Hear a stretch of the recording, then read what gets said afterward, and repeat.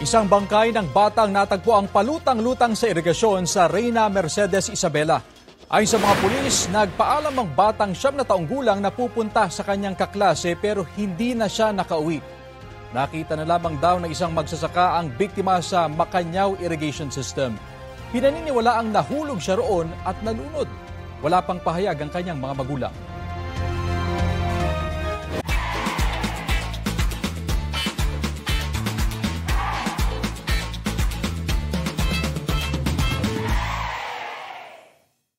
Kapuso, alamin ang maiinit na balita. Bisitahin at mag-subscribe sa GMA Integrated News sa YouTube.